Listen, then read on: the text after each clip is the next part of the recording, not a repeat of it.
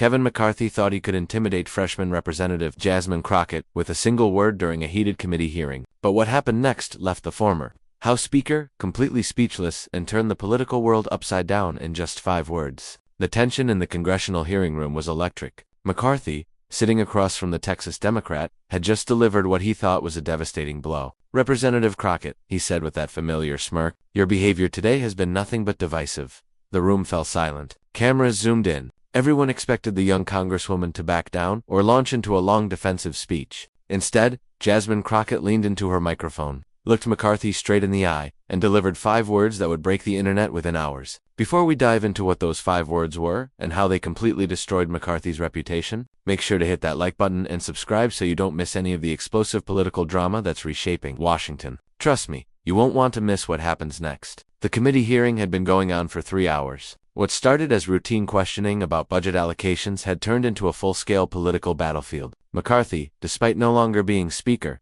still carried himself like he owned the room. But he was about to learn that underestimating Jasmine Crockett was the biggest mistake of his political career. Kevin McCarthy entered politics as the golden boy of California Republicans. For years, he climbed the ladder with careful calculation and backroom deals. By 2023, he had reached the pinnacle, Speaker of the House. But his fall was just as dramatic as his rise. After a historic vote removed him from the speakership, McCarthy found himself fighting to maintain relevance in a party that had moved beyond him. At 59, McCarthy represented the old guard of Republican politics. He was known for making deals, compromising when necessary, and playing the long game. His supporters saw him as a steady hand. His critics called him weak and spineless. But everyone agreed on one thing: he knew how to work the system. Then there was Jasmine Crockett. The 43-year-old civil rights attorney from Texas had only been in Congress for 2 years. But she had already made a name for herself as someone who didn't back down from a fight. Unlike many freshman representatives who stayed quiet and learned the ropes, Crockett jumped into every battle with both feet. Crockett's background was impressive. She had a law degree, had worked as a public defender, and had served in the Texas House before making the jump to federal politics. She was smart, articulate, and absolutely fearless.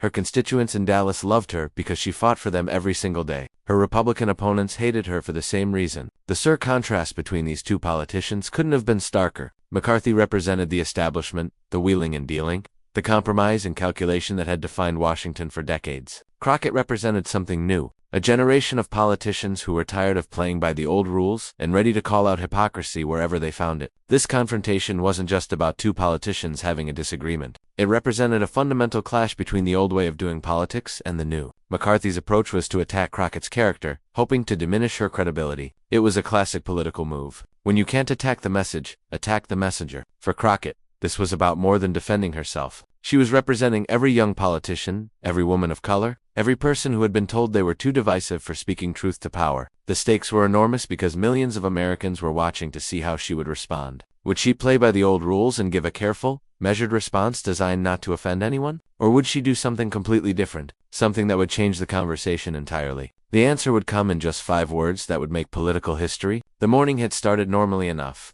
The House Budget Committee was meeting to discuss spending priorities for the upcoming fiscal year. It should have been a boring technical discussion about numbers and allocations. Instead, it became the stage for one of the most dramatic political confrontations in recent memory. McCarthy wasn't even supposed to be the focus of attention as a former speaker who had lost his position in disgrace. He was trying to rebuild his reputation. He had been invited to testify as a witness about previous budget negotiations, hoping to position himself as an elder statesman with valuable insights. But McCarthy couldn't help himself. When Crockett began questioning witnesses about funding cuts that would disproportionately affect working families, McCarthy saw an opportunity to assert himself. He started interrupting, making snide comments, and generally trying to dominate the conversation. "Representative Crockett," McCarthy interjected during one of her questions, "perhaps we should focus on the actual numbers instead of political theater." Crockett paused, looked at him with a slight smile, and responded calmly, "Mr. McCarthy, I believe the people watching at home are more interested in how these cuts will affect their daily lives than they are in protecting political careers." The room tensed.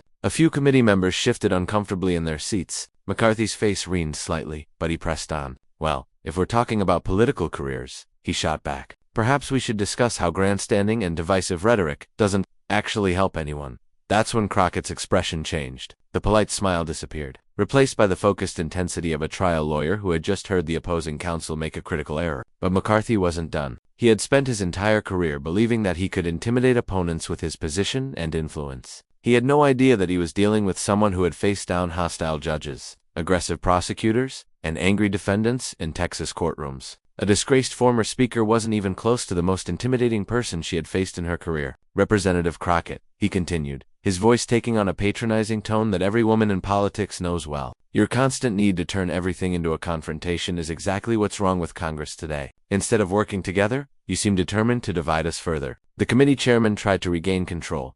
Mr. McCarthy, please allow Representative Crockett to complete her questioning. But McCarthy was on a roll. He had found his talking point, and he was going to ride it all the way home. I'm simply saying that some members of this body seem more interested in creating viral moments than in actually governing. That kind of divisive behavior doesn't serve the American people. The gallery behind the witnesses was packed with reporters, staffers, and political observers. Phones were already out recording every moment. Social media was lighting up with real-time commentary as clips of the exchange began circulating. Conservative commentators were praising McCarthy for standing up to the radical left. Progressive voices were criticizing him for mansplaining to a black woman lawyer. The battle lines were being drawn in real time. But something interesting was happening in the room itself. Even some Republican committee members looked uncomfortable with McCarthy's approach. They could sense that he was walking into a trap, but they couldn't figure out how to stop him without making things worse. Crockett, meanwhile, remained perfectly calm. She took notes while McCarthy spoke, occasionally nodding as if she was filing away his comments for future reference. Anyone who knew her well could see the storm building behind her composed exterior. Then McCarthy made the comment that would define the rest of this confrontation. Leaning back in his chair with the confidence of someone who believed he had just scored a decisive victory,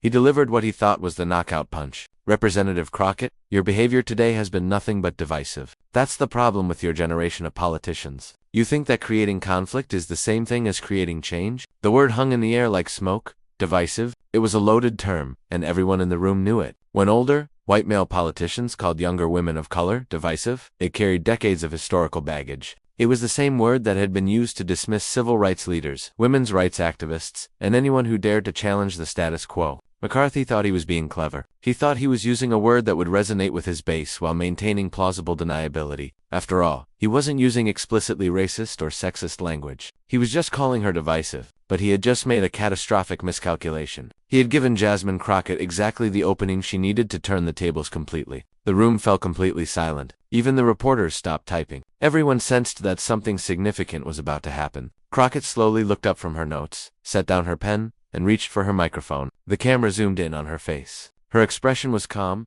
almost serene, but her eyes held the intensity that made everyone lean forward in their seats. This was the moment that would define not just this hearing, but potentially both of their political careers. Political careers? McCarthy sat back with a satisfied smirk, confident that he had just put the young congresswoman in her place.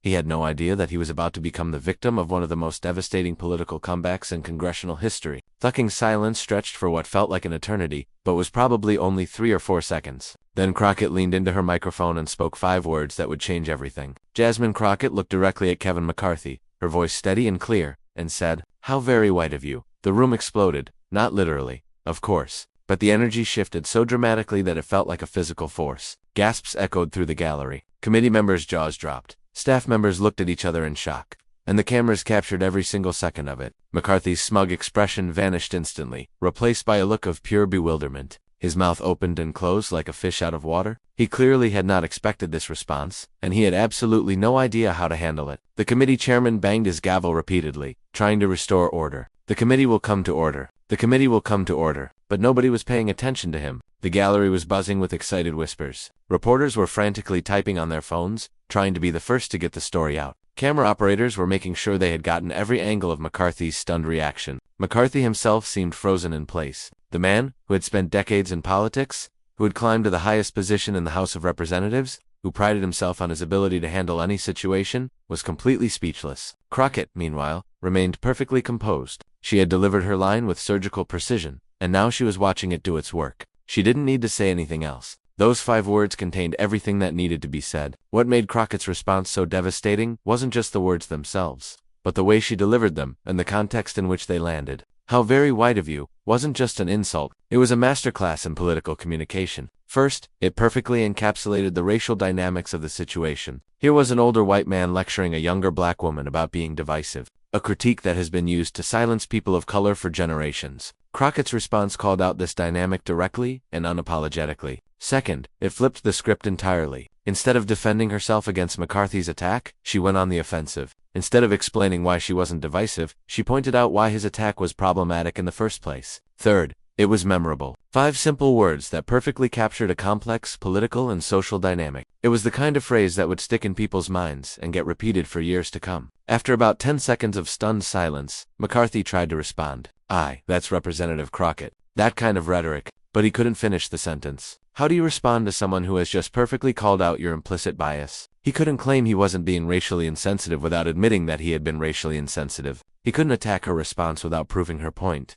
Mr. Chairman, he finally managed, I think we need to address this inappropriate comment. But even that response backfired by calling her comment inappropriate. He was essentially proving her point. Here he was, a white man who had just called a black woman divisive, now claiming that her response, calling out the racial dynamics, was the inappropriate part. Crockett didn't even need to respond. She just sat there with a slight smile, letting McCarthy dig himself deeper with every word. The committee chairman, a Republican, was in an impossible position. He couldn't defend McCarthy without appearing to condone racial insensitivity, but he couldn't criticize McCarthy without alienating his own party. So, he did what politicians often do in difficult situations. He tried to move on and pretend nothing had happened. Let's return to the business at hand, he said, banging his gavel again. Representative Crockett, do you have any more questions for the witnesses? But Crockett wasn't done. She had McCarthy exactly where she wanted him, and she was going to press her advantage. Actually, Mr. Chairman, I do have one more question, Mr. McCarthy. In your years of public service, have you ever been called divisive for advocating for your constituents? Or is that a label that seems to be reserved for people who look like me? The question hung in the air like a challenge.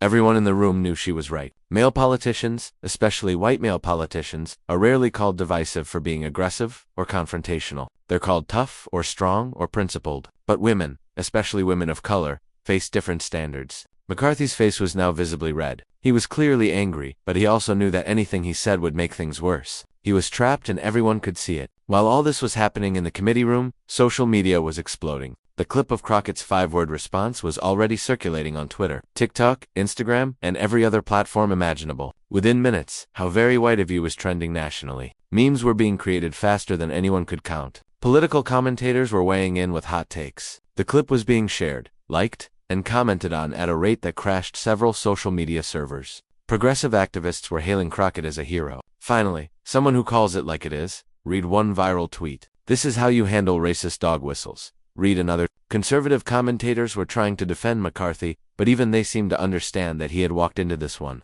McCarthy should have known better than to use that word, wrote one prominent conservative blogger. Crockett played this perfectly, but this wasn't just about Kevin McCarthy and Jasmine Crockett. This moment had tapped into something much larger, a growing frustration with the way political discourse had been dominated by coded language and implicit bias. For years, politicians have been using words like divisive, angry, aggressive, and unprofessional to describe women and people of color who dared to speak forcefully about issues that mattered to them. These words carried an implicit message. Stay in your place. Don't rock the boat. Be grateful for what you have. Crockett's response had blown up that entire dynamic. By calling out the racial subtext directly, she had forced everyone to confront what had been happening all along. There was no going back to the old way of doing things. After this, by the time the hearing ended, McCarthy looked like a defeated man. His attempt to intimidate Crockett had backfired spectacularly. Instead of making himself look strong and her look weak, he had made himself look tone-deaf and her look brilliant. As he gathered his papers and prepared to leave, reporters surrounded him asking for comment.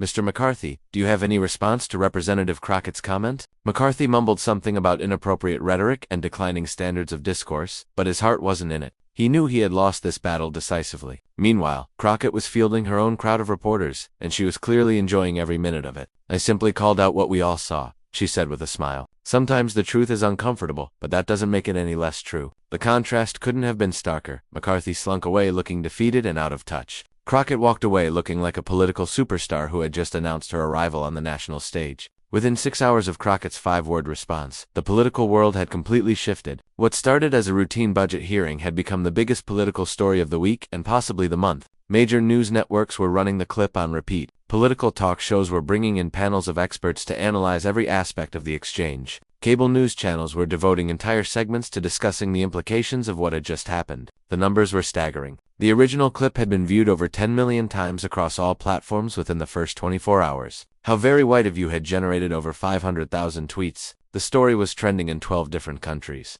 Political discourse would never be the same. The internet, as it always does, responded to the moment with creativity and humor. Memes featuring Crockett's phrase were everywhere. applied to everything from sports to entertainment to everyday life situations. When your manager tells you to be a team player after you ask for a raise, read one popular meme accompanied by Crockett's photo and the text, "How very white of you." When someone says, "I don't see color," right after making a racist comment, read another with the same treatment. The memes weren't just funny, they were educational. They were helping people understand the broader context of Crockett's comment and why it had resonated so powerfully with so many people. Conservative social media tried to fight back, but their memes were clunky and defensive. They tried to portray Crockett as the aggressor, but anyone who watched the full clip could see that she had been responding to McCarthy's attack. The narrative was already set and it wasn't favorable to the former speaker. Within 48 hours, every major political figure in the country had been asked to comment on the exchange. The responses revealed a lot about where the political winds were blowing. Progressive Democrats rallied around Crockett immediately. Representative Crockett said what needed to be said, tweeted one prominent senator.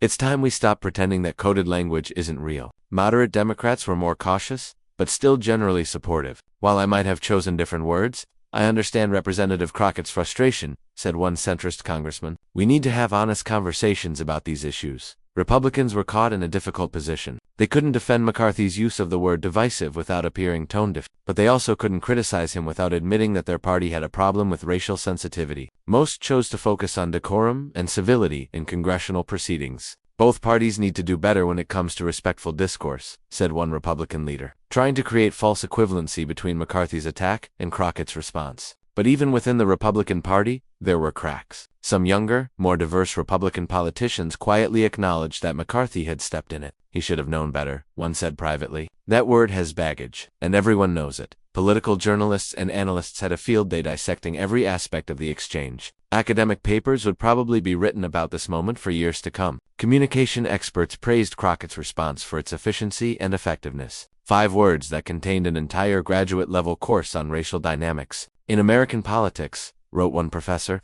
"it was brilliant in its simplicity." Political strategists were amazed by how quickly Crockett had turned defense into offense. She didn't just respond to his attack. She reframed the entire conversation, observed one veteran campaign manager. "That's political jujitsu at its finest." Even conservatives grudgingly admitted that she had outmaneuvered McCarthy. "I disagree with her politics, but you have to respect the skill," wrote one right-leaning columnist. McCarthy walked right into that one. For Kevin McCarthy, the exchange was a disaster that confirmed his worst critics' assessments of his political instincts. Already struggling to maintain relevance after losing the speakership, this moment made him look completely out of touch with modern political realities. His fundraising took an immediate hit. Several major donors quietly distanced themselves from his political action committee. Speaking engagements were canceled. The man who had once been third in line for the presidency was now a political liability. More importantly, the exchange had revealed something fundamental about McCarthy's approach to politics. He was still operating under the old rules where white male politicians could use coded language to attack their opponents without consequences. But those days were over, and he hadn't gotten the memo. For Jasmine Crockett,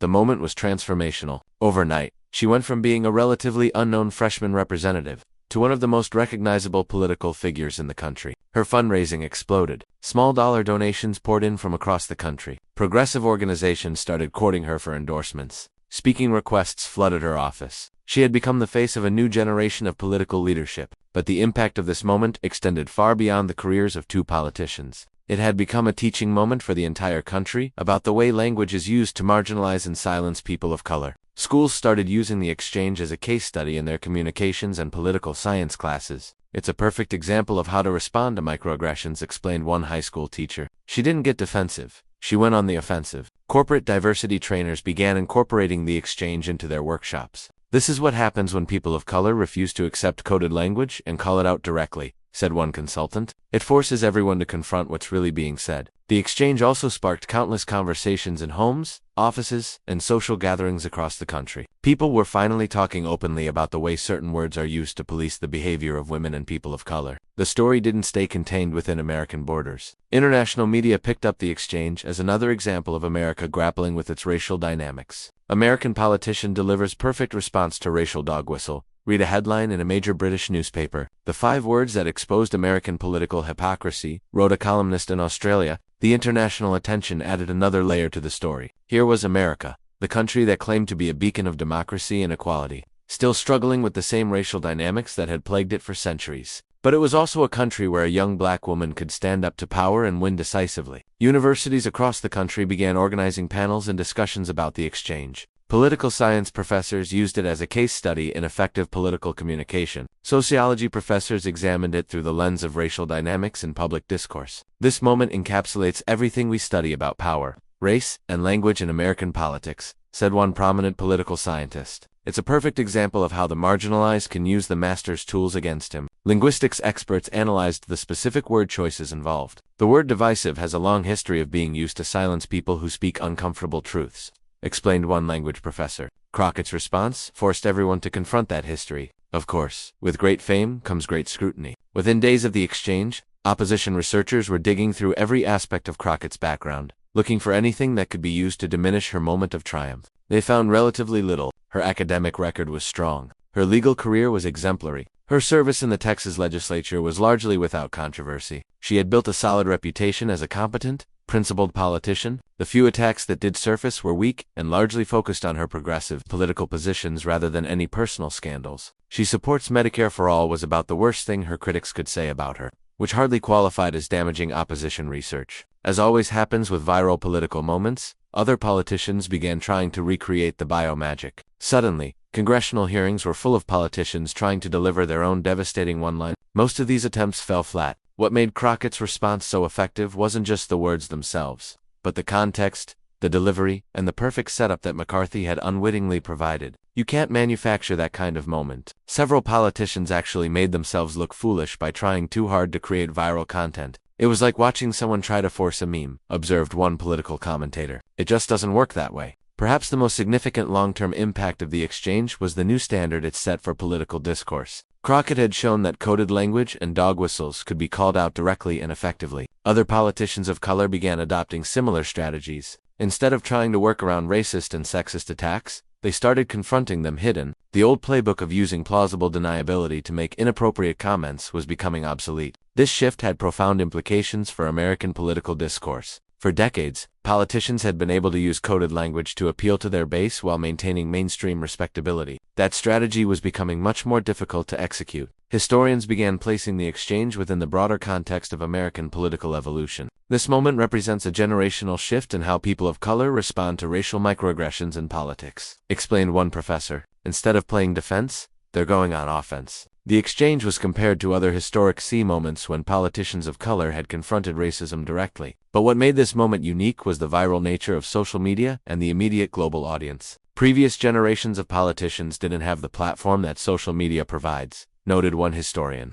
Crockett was able to turn a moment of attack into a moment of empowerment in real time. As the dust settled from the immediate firestorm, political observers began speculating about what this moment meant for the future. Had the rules of political engagement permanently changed? Would politicians be more careful about their language going forward? Early evidence suggested that the answer was yes. In the weeks following the exchange, there was a noticeable shift in how political attacks were framed. The old coded language was becoming riskier to use. Politicians are realizing that the dog whistle approach isn't as safe as it used to be, observed one campaign strategist. There's a new generation of politicians who aren't afraid to call it out directly. For Crockett herself, the exchange had established her as a major figure in progressive politics. Speculation immediately began about her future ambitions. Would she run for Senate, governor, something higher? Whatever her future plans, one thing was certain: Jasmine Crockett had announced herself as a force to be reckoned with in American politics. And it all started with 5 perfect words that broke the internet and changed the conversation forever. Forever, as weeks turned into months. It became clear that this wasn't just another viral political moment that would be forgotten with the next news cycle. The exchange had tapped into something deeper and more significant. Teachers were still using it as an example in their classrooms.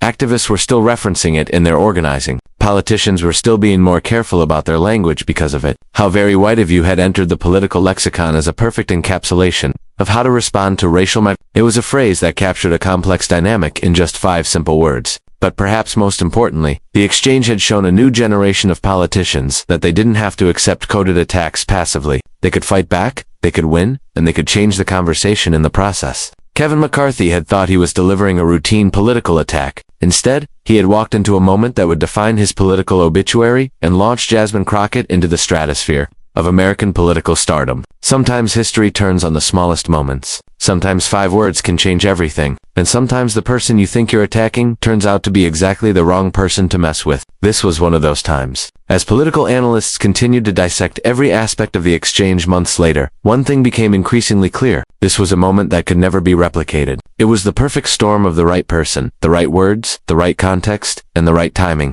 Crockett had spent her entire career preparing for this moment without knowing it. Her background as a trial lawyer had taught her how to think quickly under pressure. Her experience as a black woman in predominantly white spaces had taught her how to recognize and respond to her political instincts had taught her how to seize the moment when it presented itself. McCarthy, meanwhile, had made every possible mistake. He had underestimated his opponent, used loaded language without considering the consequences, and walked into a trap that he should have seen coming from miles away. The result was 5 words that broke the internet, destroyed one political career, launched another, and changed the way Americans talk about race and politics. Not bad for a Tuesday morning committee hearing that was supposed to be about budget allocations. And if you enjoyed this deep dive into one of the most explosive political moments of recent memory, make sure to like this video and subscribe to our channel. We'll continue bringing you the behind-the-scenes analysis of the political moments that are reshaping America. Trust us, you won't want to miss what we cover next. Because in politics, the next viral moment is always just around the corner.